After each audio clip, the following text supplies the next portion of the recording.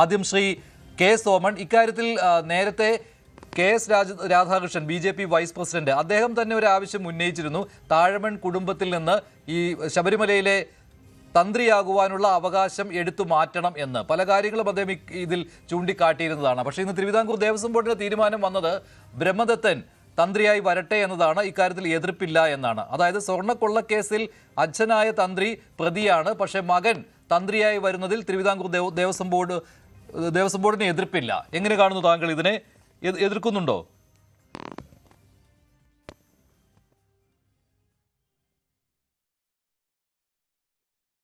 മഞ്ജുഷ,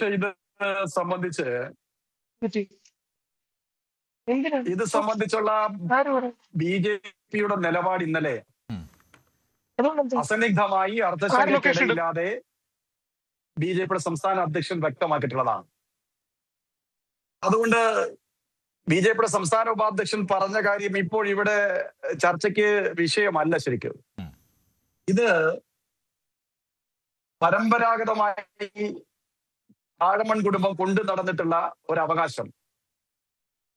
അത് ശബരിമലയിൽ മാത്രമല്ല, അനവധി ക്ഷേത്രങ്ങളിൽ അവർക്ക് പരമ്പരാഗതമായി തലമുറകളായി കൈമാറി വന്നിട്ടുള്ള ഒരു അവകാശത്തെ പ്രശ്നങ്ങൾ മൂലം ഇപ്പോ തന്റെ മകനെ ഏൽപ്പിക്കണമെന്നുള്ള ഒരു വിനീതമായ അഭ്യർത്ഥനയാണ് തന്ത്രി രാജീവര് നടത്തിയിട്ടുള്ളത്.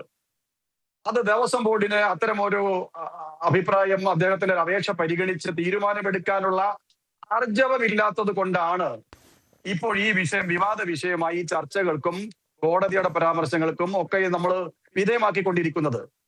എന്താണ് തന്ത്രിയെ മാറ്റണമെന്ന് പറയാൻ വേണ്ടിയിട്ട് BJPക്ക് ഏതായാലും അവകാശമില്ല, BJP അതിന് ശ്രമിക്കുന്നുമില്ല. ഏതെങ്കിലും ഒരു രാഷ്ട്രീയ പാർട്ടികൾക്ക് അത്തരം ഒരു അവകാശമുണ്ടെന്ന് ഞങ്ങൾ വിശ്വസിക്കുന്നുമില്ല. ഇത് ഇന്നും ഇന്നലെയും തുടങ്ങിയതല്ല.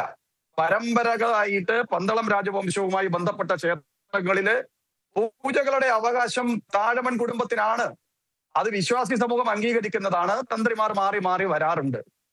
ഇപ്പോഴത്തെ സാഹചര്യത്തിൽ വിശ്വാസി സമൂഹമല്ല തീരുമാനിക്കുന്നത്, തന്ത്രിമാർ മാറി മാറി വരുന്നത് താഴമൺ കുടുംബം തന്നെയാണ് തീരുമാനിക്കുന്നത്. അത് ആരാണ് തന്ത്രിയായി വരേണ്ടത് എന്ന് അത് ദേവസ്വം ബോർഡിനെ അറിയിക്കുന്നത് ഒരു ഔദ്യോഗികമായിട്ടുള്ള ഒരു അറിയിപ്പ് മാത്രമേ അതിനകത്ത് വരുന്നുള്ളൂ. വിശ്വാസികളല്ല ഇത് തീരുമാനിക്കുന്നത്. മഞ്ജുഷ, അതിൽ വിശ്വാസികൾക്ക് തർക്കമില്ലെന്നേ. വിശ്വാസികൾ അതിനെ അംഗീകരിച്ച് അവരോടുള്ള ആദരവ് പുലർത്തിക്കൊണ്ട് തന്നെയാണ് പോകുന്നത്. ശരി, പക്ഷേ ഇവിടെ പശ്ചാത്തലം കൂടി നോക്കണം ശ്രീ കെ സോമൻ. ഇവിടെ എന്താണ് നടന്നത്? ശബരിമലയിൽ സ്വർണ്ണക്കൊള്ളയാണ്. നിങ്ങൾക്കും അതിലൊരു സംശയവുമില്ല. അവിടെ വ്രണപ്പെട്ടത് എന്താണ്? വിശ്വാസികളുടെ ഭക്തിയാണ് അവിടെ വ്രണപ്പെട്ടത്, അവരുടെ വിശ്വാസമാണ് വ്രണപ്പെട്ടത്. അങ്ങനെ വരുമ്പോൾ ഈ ഒരു പ്രത്യേക സാഹചര്യത്തിൽ താഴമൺ കുടുംബത്തിലേക്ക് പോലും ഈ സ്വർണ്ണ കള്ളക്കടത്തിന്റെ ആ കൈ നീളുന്നു എന്നുള്ളതാണല്ലോ. കാരണം അവിടെ തന്ത്രിയായിരുന്നയാൾ പ്രതിയായി, കണ്ഠരര് രാജീവര് പ്രതിയാണ് ഈ സ്വർണ്ണക്കൊള്ളയിൽ. അതിൽ വിചാരണ ആയിട്ടില്ല, കുറ്റവിമുക്തനാക്കപ്പെട്ടിട്ടില്ല, ജാമ്യം കിട്ടിയിട്ടേ ഉള്ളൂ. അപ്പോൾ ഈ സാഹചര്യത്തിൽ വിശ്വാസികൾ അവരുടെ വിശ്വാസം സംരക്ഷിക്കണമെങ്കിൽ എന്തായിരിക്കണം നിലപാട്, എന്തായിരിക്കണം തീരുമാനം എന്നുള്ള കാര്യമാണ് ചോദിക്കുന്നത്. അത് നിലവിലെ ഈ സമ്പ്രദായം തുടർന്ന് കൊണ്ടുപോകട്ടെ എന്നുള്ളതാണോ?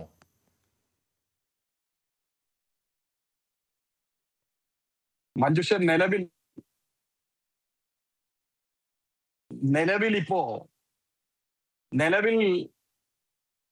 നിലവിലിപ്പോ ബ്രഹ്മദത്തൻ എന്ന രാജീവ് തന്ത്രിയുടെ മകൻ ഇപ്പോ ശബരിമലയിൽ താന്ത്രാവകാശം നിർവഹിക്കുന്നുണ്ട്. അങ്ങ് പറഞ്ഞ സ്വർണ്ണക്കൊള്ളയുമായി ബന്ധപ്പെട്ട കാര്യത്തിൽ തന്ത്രി പ്രതിയാക്കപ്പെട്ടു എന്നുള്ളത് കൊണ്ട് അദ്ദേഹം പ്രതിയാണ്, കുറ്റക്കാരനാണ് എന്ന് കണ്ടെത്താൻ സാധിക്കുന്ന സാഹചര്യമില്ലല്ലോ. മന്ത്രിയെ രക്ഷിക്കാൻ വേണ്ടിയിട്ട് തന്ത്രിയെ കുടുക്കി. അത് വിശ്വാസി സമൂഹത്തിന്റെ ഇടയിൽ വലിയ പ്രതിഷേധത്തിന് ഉള്ള വഴി തുറന്നിട്ടുണ്ട്. ഒന്നും BJP ഒരു നിലപാട് സ്വീകരിച്ചിരുന്നു. മന്ത്രിയെ കുടുക്കിയതാണ്. മന്ത്രി കുടുങ്ങാതിരിക്കാൻ, ജനങ്ങളുടെ ശ്രദ്ധ തിരിച്ചുവിടാൻ, ഈ വിഷയത്തിന്റെ വേറൊരു വഴിക്ക് ചിന്തിക്കാൻ പാവപ്പെട്ട തന്ത്രിയെ കൊണ്ട് കുടുക്കിക്കൊണ്ട് വിശ്വാസി സമൂഹത്തിന്റെ മനസ്സിനെ പോലും വേദനിപ്പിച്ച ഒരു സാഹചര്യമാണ് എന്ന നിലപാട് തന്നെയാണ് BJP അന്നും എടുത്തത്. അത് ഇപ്പോഴും തുടരുകയാണ്. എന്താണ് മന്ത്രിയെ അറസ്റ്റ് ചെയ്യാത്തത്? എന്താണ്? പുതിയ സർക്കാർ വന്ന സമയത്ത് കേരളത്തിന്റെ ആഭ്യന്തരമന്ത്രിയെ ഈ സ്വർണ്ണക്കൊള്ളയുമായി ബന്ധപ്പെട്ട മന്ത്രി പോയി കണ്ട കാര്യം നിങ്ങളടക്കം ഞങ്ങളുടെ മുമ്പിൽ എത്തിച്ചതല്ലേ. അതുകൊണ്ട് തന്ത്രി കുറ്റക്കാരനാണെന്ന് കോടതി കണ്ടെത്തിയിട്ടില്ല. പ്രതി ചേർക്കപ്പെട്ടു എന്നുള്ളത് കൊണ്ട് ഒരാൾ കുറ്റവാളിയല്ല. അദ്ദേഹത്തിന്റെ ആരോഗ്യ പ്രശ്നം പരിഗണിക്കണം. അതുകൊണ്ട് മകനെ ഏൽപ്പിക്കണം. മകൻ ആദ്യമായിട്ട് അവിടെ പോവുകയല്ല. നിലവിൽ ഇപ്പോൾ മകൻ തന്ത്രാവകാശം അവിടെ നിർവഹിക്കുന്നുണ്ട്. ശരി, ബി.ജെ.പിയുടെ നിലപാട് അതാണ്. കാരണം താഴമൺ കുടുംബത്തിൽ നിന്ന് ഈ തന്ത്രി പദവി എടുത്തു മാറ്റേണ്ട ആവശ്യമില്ല. ശരി, താങ്കളുടെ നിലപാട് വ്യക്തമാണ്. ശ്രീ മധു മണിമല, അയ്യപ്പ ധർമ്മ പ്രചാര സഭയുടെ പ്രതിനിധിയാണല്ലോ താങ്കൾ.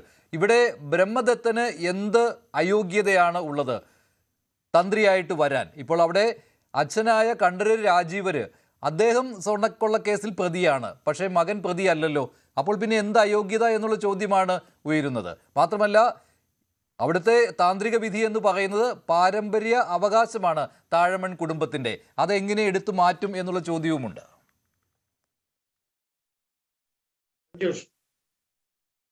ശബരിമലത്തെ തന്ത്രിയായിട്ട് ബ്രഹ്മദത്തൻ വരുന്നതിന് എനിക്ക് വ്യക്തിപരമായിട്ട് യാതൊരു എതിർപ്പുമില്ല. ബ്രഹ്മദത്തന്റെ യോഗ്യതയൊന്നും ഞാൻ കുറച്ച് കാണുന്നുമില്ല.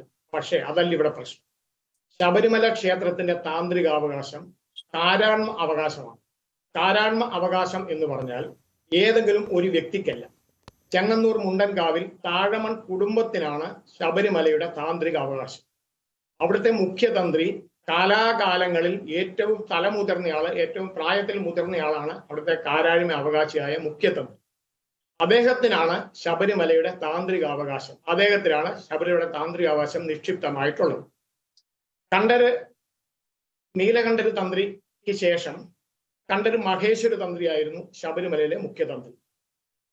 2006 തന്ത്രി മോഹനരുമായിട്ട് ബന്ധപ്പെട്ട ഒരു വിവാദമുണ്ടായ പശ്ചാത്തലത്തിൽ അന്നത്തെ ദേവസ്വം ബോർഡ് പ്രസിഡന്റായിരുന്ന അഡ്വക്കേറ്റ് ശ്രീ ജി രാമൻ നായർ കണ്ഠര് മോഹനരോട് തൽക്കാലത്തേക്ക് വിവാദം കെട്ടടങ്ങുന്നിടം വരെ ശബരിമലയിൽ നിന്നും ഒന്ന് മാറി നിൽക്കാനല്ല പറഞ്ഞു, മാറി നിൽക്കാമോ എന്ന് ചോദിക്കുകയും അദ്ദേഹം അത് സമ്മതിക്കുകയും ചെയ്തു. അതിനെ തുടർന്ന് മഹേശ്വരി തന്ത്രിയായിരുന്നു ശബരിമലത്തെ തന്ത്രി സ്ഥാനം കൈകാര്യം ചെയ്തുകൊണ്ടിരുന്നത്. കാരണം അവിടുത്തെ മുഖ്യ തന്ത്രി എന്ന് പറയുന്നത് നീലകണ്ഠരുടെ കാലം കഴിഞ്ഞു കഴിഞ്ഞപ്പോൾ മഹേശ്വരി തന്ത്രിയാണ്. മഹേശ്വരി തന്ത്രിയുടെ മകനാണ് മോഹനര് തന്ത്രി. ഈ 2020 മുതൽ 2026 വരെ 20 വർഷക്കാലം ശബരിമലയുടെ താന്ത്രിക അവകാശിയായ ഇപ്പോഴത്തെ കുടുംബ കാരണവരായ തന്ത്രി മോഹനരെ ശബരിമലയിൽ നിന്നും അകറ്റി നിർത്തിയിരിക്കുകയാണ്. ഈ മോഹനരെ 20 വർഷമായിട്ട് ശബരിമലയിൽ നിന്ന് അകറ്റി നിർത്തിയതുകൊണ്ട് തിരുവിതാംകൂർ ദേവസ്വം ബോർഡിനോ ശബരിമല ക്ഷേത്രത്തിനോ പ്രത്യേകിച്ച് യാതൊരു അദ്ദേഹത്തിന്റെ മകനായിരുന്നുവല്ലോ കഴിഞ്ഞ തന്ത്രി. അല്ല, ഞാൻ എനിക്ക് പറഞ്ഞു തരാം. ഈ 20 വർഷം മോഹനര് തന്ത്രിയെ ശബരിമലയിൽ നിന്ന് അകറ്റി നിർത്തിയത് കൊണ്ട് ആത്യന്തിക ഗുണഭോക്താവ് തന്ത്രി രാജീവര് തന്നെയാണ്. ഇവിടെ പ്രധാന പ്രശ്നം എന്ന് പറയുന്നത് ശബരിമല സ്വർണ്ണ കവർച്ച കേസിൽ 2 കേസിൽ അദ്ദേഹം പ്രതിയാണ്. 3ാമത്തെ കേസിലും അദ്ദേഹം പ്രതിയാണെന്ന് അറിയുന്നു. 20-ാം തീയതിയാണ് കോടതിയിൽ അടുത്ത ഈ കുറ്റപത്രം സമർപ്പിക്കുന്നത് എന്ന് അറിയുന്നു. കൂടുതൽ വാർത്തകൾക്ക് news 18 Keralam YouTube channel subscribe ചെയ്യുക.